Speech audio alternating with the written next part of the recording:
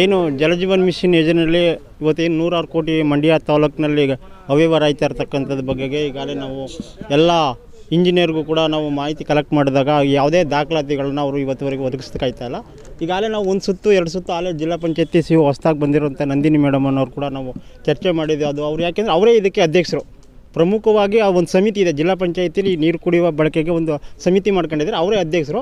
ಈಗ ಅವ್ರಿಗೂ ಕೂಡ ಸಮಗ್ರವಾಗಿ ಇದಕ್ಕೆ ಮಾಹಿತಿಯನ್ನು ಜಿಲ್ಲಾ ಪಂಚಾಯತಿ ಅಧಿಕಾರಿಗಳು ಮುಚ್ಚಿಟ್ಕೊಂಡು ಅವ್ರಿಗೂ ಸರಿಯಾಗಿ ಮಾಹಿತಿ ಕೊಟ್ಟಿಲ್ಲ. ಕ್ರಮ ತಗೋತೀವಿ, ಮೀಟಿಂಗ್ ಮಾಡ್ತೀವಿ ಅಂತ ಹೇಳಿದ್ರು. ಇದುವರೆಗೂ ಮಾಡದೇ ಇರೋದ ಕಾರಣದಿಂದ ಇವತ್ತು ನಾವು ಇದೊಂದು ಪ್ರತಿಭಟನೆಯನ್ನು ಅವ್ರ ಮೇಲೆ ಏನು ಕ್ರಿಮಿನಲ್ ಕೇಸ್ ಹಾಕಬೇಕು. ಯಾಕೆಂದರೆ ಯಾವುದೇ ಗ್ರಾಮದಲ್ಲಿ ಇವತ್ತೇನು 200 ಚಿಲ್ಲರೆ ಗ್ರಾಮಗಳಿದೆ, 47 ಪಂಚಾಯತಿ ಇದೆ. ಇವತ್ತುವರೆಗೂ ಯಾವುದೇ ಪಂಚಾಯತಿಯಲ್ಲಿ ಸಮಗ್ರವಾಗಿ ಕೆಲಸ ನಿರ್ವಹಿಸಿಲ್ಲ.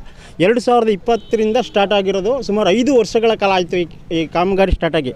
ಇವತ್ತುವರೆಗೂ ಸಮಗ್ರವಾಗಿ ಯಾವುದೇ ಗ್ರಾಮಗಳಿಗೆ 1 ಹನಿ ನೀರನ್ನು ಕೊಡೋಕ್ಕೆ ಇವ್ರಿಗೆ ಯೋಗ್ಯತೆ ಇಲ್ಲ. ಎಲ್ಲ ಏನೋ ಸುಮ್ಮನೆ ಬೇಕಾಬಿಟ್ಟು ಕೆಲಸ ಮಾಡಿಕೊಂಡು ದುಡ್ಡು ಹೊಡೆಯುವಂಥ ಕೆಲಸವನ್ನು ಮಾಡಿದರೆ ಒಂದೊಂದು ಗ್ರಾಮಕ್ಕೆ ಹೆಚ್ಚು ಕಮ್ಮಿ 1,25,00,000ದಿಂದ 1,50,00,000 2 ಕೋಟಿ ಅಂತ ಇವರು ಒಂದು ಅಂದಾಜು ಪಟ್ಟಿಯನ್ನು ಮಾಡಿದ್ದಾರೆ. ಅಂದಾಜು ಪಟ್ಟಿಗೂ ಕೂಡ ಯಾವುದೇ ಮಾನದಂಡ ಇಲ್ಲ. ಏನು ಸೆಂಟ್ರಲ್ ಗೌರ್ಮೆಂಟು ಮತ್ತು ರಾಜ್ಯ ಸರ್ಕಾರ ಒಂದು ಸುತ್ತೋಲೆ ಇದೆ, ಇದಕ್ಕೆ ಯಾವುದೇ ಒಂದು ಸುತ್ತೋಲೆ ಇದೆ. ಆ ಸುತ್ತೋಲೆಯನ್ನು ಬ್ರೇಕ್ ಮಾಡಿದ್ದಾರೆ.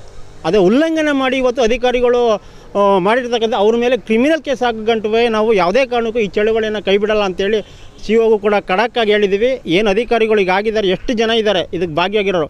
ಒಂದು ಮೈಸೂರು ಡಿಪಾರ್ಟ್ಮೆಂಟ್ನವ್ರಿಗೆ ಒಂದು ಇದು ಕೊಟ್ಟಿದ್ದಾರೆ, NSK ಮಾಡೋಕ್ಕೆ ಎಸ್ಟಿಮೇಟ್ ಮಾಡೋಕ್ಕೆ. ಅವ್ರಿಗೂ ಕೂಡ ಯಾವುದೇ ಕಾರಣಕ್ಕೂ ಎಲ್ಲರ ಮೇಲೂ ಕೇಸ್ ಫೈಲ್ ಮಾಡಬೇಕು.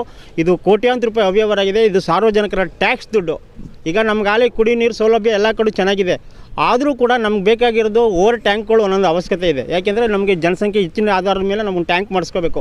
ಈಗಾಗಲೇ ಪೈಪ್ಲೈನ್ ಎಲ್ಲ ಸುಗೃತವಾಗಿ ಚೆನ್ನಾಗಿರೋದ್ರಿಂದ, ಫಿಲ್ಟರ್ ನೀರುಗಳೆಲ್ಲ ಸೌಕರ್ಯವಾಗಿರೋದ್ರಿಂದ ಅವಶ್ಯಕತೆ ಇರಬೇಕಾಯ್ತು. ಇವ್ರು ಏನು ಮಾಡಿದ್ದಾರೆ, ಯಾವುದೋ ಮಾನದಂಡಗಳನ್ನು ಸಾರ್ವಜನಿಕರು ಗಮನಕ್ಕೆ ತರದೇ, ಅಧಿಕಾರಿಗಳು ಗಮನಕ್ಕೆ ತರದೇ ಇವರು ಕೋಟ್ಯಾಂತರ ರೂಪಾಯಿ ಹೊಡಿಗೆ ಸಲುವಾಗಿ ಗುತ್ತಿಗೆದಾರರು ಮತ್ತು ಇರಲಿಲ್ಲ. ಒಟ್ಟು ಇವತ್ತು ಮಂಡ್ಯ ತಾಲೂಕಿನಲ್ಲಿ ಗುತ್ತಿಗೆದಾರರು 64 ಜನ ಗುತ್ತಿಗೆದಾರರು ಕೊಟ್ಟಿದ್ದಾರೆ. ಒಬ್ಬೊಬ್ಬರಿಗೆ 2 3 ಗುತ್ತಿಗೆ ಟೆಂಡರ್ ಮಾಡಿದ್ದಾರೆ. ಆ ಟೆಂಡರ್ ಕರಾರು ಕೊಡಿ ಅಂದರೆ ಇವತ್ತು ಕರಾರು ಪತ್ರ ಕೊಡೋಕ್ಕಾಯ್ತಲ್ಲ. ಅದರಲ್ಲಿ ರೂಲ್ಸ್ ರೆಗ್ಯುಲೇಷನ್ ಇರ್ತದೆ. ಅವ್ರು ಯಾವ ಟೈಮಿಗೆ ಕಾಮಗಾರಿಗಳ ಮುಗಿಸ್ಬೇಕು ಅನ್ನೋದು ಒಂದು ಮಾನದಂಡ ಹಾಕಿರ್ತಾರೆ. ಯಾವುದನ್ನು ಕೂಡ ಇವರು ಒಳಪತ್ತ ಇದನ್ನು ಟೆಂಡರ್ಗಳ ಮಾಡ್ಕೊಂಡಿದ್ದಾರೆ. ಇವರು ಲೀಗಲಾಗಿ ಯಾವುದೂ ಮಾಡಿಲ್ಲ, ಎಲ್ಲ ಅನ್ಲೀಗಲ್ ರಿಪೋರ್ಟ್ ಮಾಡಿದ್ದಾರೆ.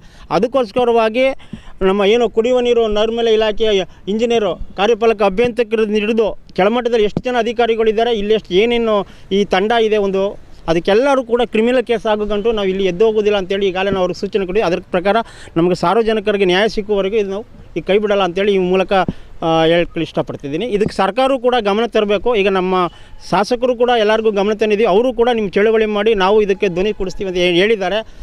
ಆ ಕಾರಣಕ್ಕೋಸ್ಕರವಾಗಿ ನಾವು ಇವತ್ತೆಲ್ಲ ಪ್ರಗತಿಪರ ಸಂಘಟನೆಗಳು ಎಲ್ಲರನ್ನೂ ಒಟ್ಟುಗೂಡಿಸ್ಕೊಂಡು ನಾವು ಇದೊಂದು ಚಳವಳಿಯನ್ನು ಹೆಚ್ಚಿನ ರೀತಿಯಲ್ಲಿ ಮಾಡಿ ಸಾರ್ವಜನಿಕರ ನ್ಯಾಯ ಕೊಡಿಸೋ ನಿಟ್ಟಿನಲ್ಲಿ ನಾವು ಹೋರಾಟವನ್ನು ಮಾಡ್ತಾಯಿದ್ದೀವಿ. ನಮ್ಮ ಹೆಸರು ಜೈರಾಮ್ ಅಂತೇಳಿ ರೈತ ಸಂಘದಲ್ಲಿ ನಾನು ಕಾರ್ಯಕರ್ತನ ಕೆಲಸ ಮಾಡ್ಕೊಂಡಿದ್ದೀನಿ. ದಯವಿಟ್ಟು